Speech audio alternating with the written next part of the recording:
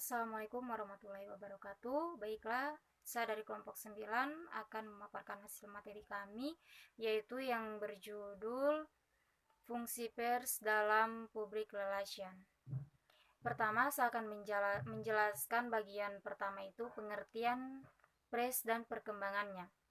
Istilah pers berasal dari bahasa Belanda yang dalam bahasa Inggris berarti press. Secara harfiah, pers berarti cetak, dan secara maknawiah berarti penyiaran secara tercetak atau publikasi secara dicetak atau printed publication. Definisi teknologi ialah media massa cetak, disingkat media cetak. Bahasa Belandanya dopress, bahasa Inggrisnya printed media atau printing press. Istilah press sudah lazim diartikan sebagai surat kabar atau newspaper atau majalah, magazine, sering pula dimasukkan pengertian wartawan di dalamnya. Sedangkan pasal 1 butir 1 Undang-Undang Nomor 40 Tahun 1999 tentang pers mendefinisikan pers sebagai suatu lembaga sosial dan wahana komunikasi massa yang melaksanakan kegiatan jurnalistik, meliputi mencari, memperoleh, memiliki, menyimpan, mengelola, dan menyampaikan informasi, baik dalam bentuk tulisan, suara, gambar, serta data dan grafik maupun media elektronik, dan segala saluran yang tersedia. Dari definisi pers yang disebutkan dalam Undang-Undang Pers disebut dapat dipahami bahwa pers di Indonesia adalah lembaga sosial atau lembaga kemasyarakatan dan bukan lembaga atau institusi swasta, apalagi pemerintah. Jadi pers bukanlah corong pemerintah, kelompok, golongan, atau partai politik. Pers tidak boleh diperalat oleh orang atau kelompok tertentu untuk kepentingan, apalagi sampai menyembunyikan fakta dan kebenaran.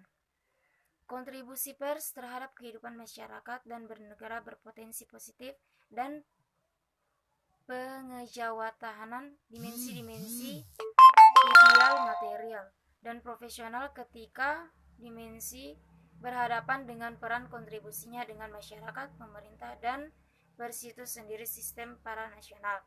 Di Indonesia, nilai-nilai kebebasan pers telah dikoordinasi di dalam Undang-Undang 1945 yang telah diamandemen yang diatur dalam pasal 28E ayat 2. Masyarakat dapat dibedakan antara informasi melalui pers dan trial by the press, mengeluarkan pikiran dengan lisan dan tulisan. Dalam perkembangannya, pers mempunyai dua pengertian, yakni dalam pengertian luas dan pers dalam pengertian sempit. Pers dalam pengertian luas meliputi segala penerbitan, bahkan termasuk media massa, elektronik, radio, siaran, dan televisi siaran. Sedangkan pers dalam pengertian sempit hanya terbatas pada media massa cetak, yakni surat kabar, majalah, dan buletin kantor berita. Melihat perkembangannya lagi, organisasi wartawan ini terus bertambah seperti cendawan tumbuh di musim hujan, tetapi organisasi wartawan ini terrealisasi pula secara alamiah seperti daunan yang gugur di musim panas. Ada media cetak yang hanya mampu terbit beberapa kali dan tidak sedikit yang terbit pertama sekaligus untuk yang terakhir. Berikutnya, setelah internet berkembang, muncul media online yang hanya wujudnya yang berbeda dengan media cetak. Pekerjaan meliputinya pun dinamakan wartawan. Pasca Undang-Undang Nomor 40 Tahun 1999 ini juga, semua radio dan televisi termasuk media online diwajibkan untuk membuat struktur redaksi. Pemimpin redaksi bertanggung jawab atas berita yang disiarkan.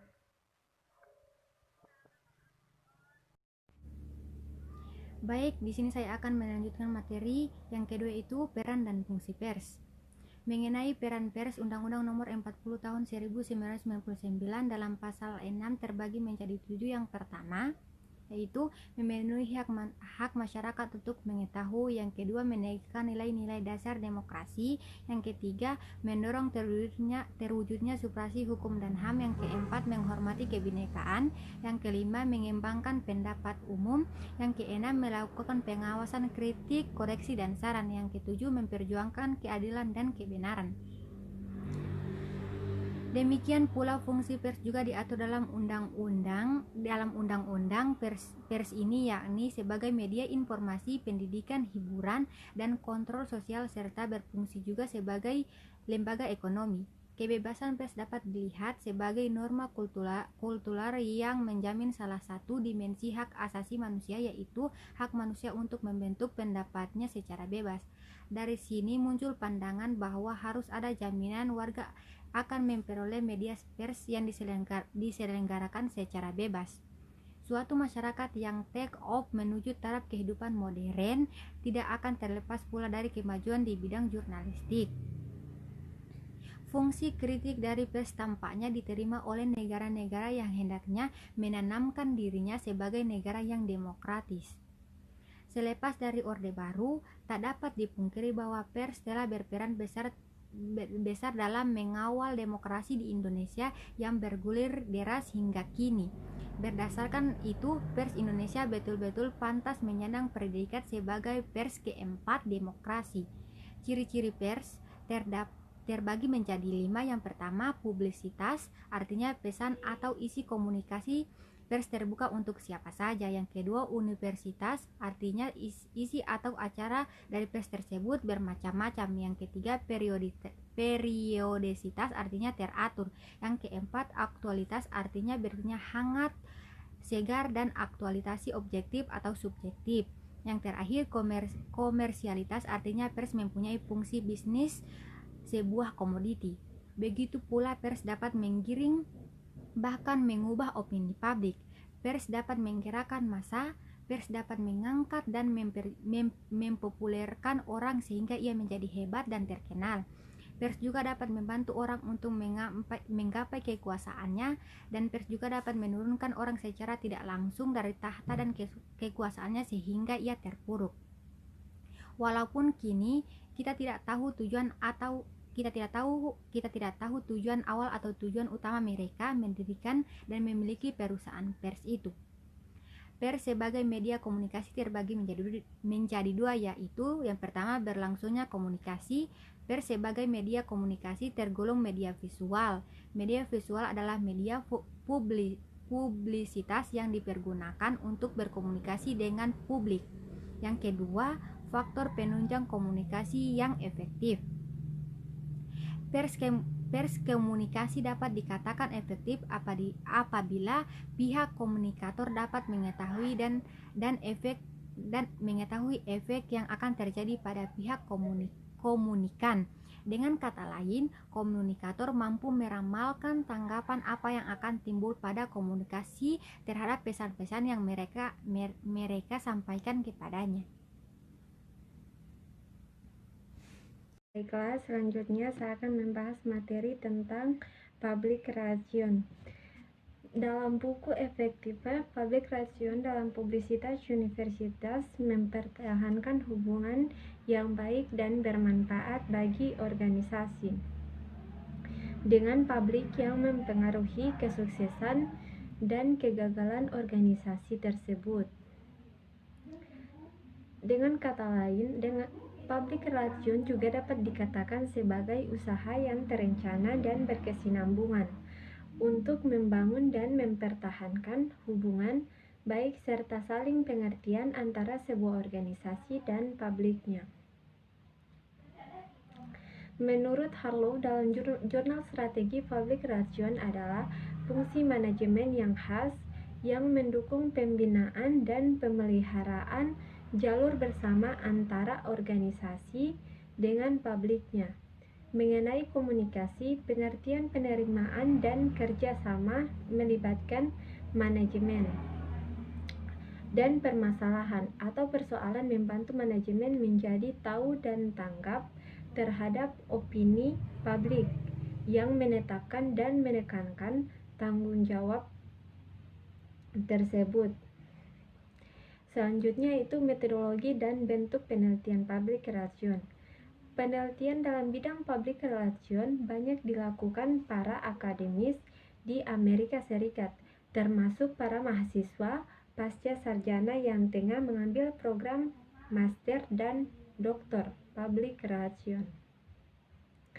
Dalam hal ini, kita dibutuhkan strategi untuk mengatasi masalah atau memperbesar peluang dalam bentuk perencanaan dan pemrograman dan untuk membuat keputusan strategis yang mendasar tentang apa yang dilakukan dan dengan langkah apa dalam rangka mengantisipasi masalah atau peluang tersebut. Tujuan public relation yaitu untuk mempengaruhi publiknya, antara lain sejauh mana mereka mengenal dan mengetahui kegiatan lembaga atau organisasi yang diwakili tersebut, tetap ada pada posisi pertama dikenal dan disukai.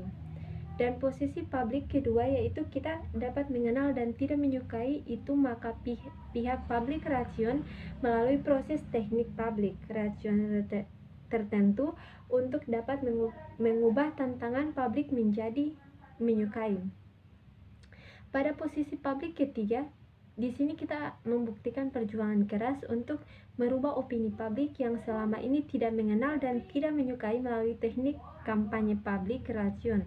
Strategi menarik yaitu kita harus full strategi yang mampu mengubah dari posisi nothing menjadi something. Dalam kata lain, tujuan relation adalah untuk menegakkan dan mengembangkan suatu citra yang menguntungkan bagi organisasi atau produk, barang dan jasa terhadap stakeholder sebagai sasaran, yaitu publik eksternal dan internal. Public relation yaitu mengandalkan strategi yakni agar organisasi disukai oleh pihak-pihak yang berhubungan. Semua tujuan public relation yaitu menjelaskan bahwa berdirinya public relation di sebuah perusahaan adalah untuk membangun hubungan komunikasi yang baik dengan publik internal dan eksternal. Baiklah, itulah materi yang dapat saya jelaskan. Lebih dan kurangnya saya mohon maaf. Wabillahi taufiq wal hidayah. Wassalamualaikum warahmatullahi wabarakatuh.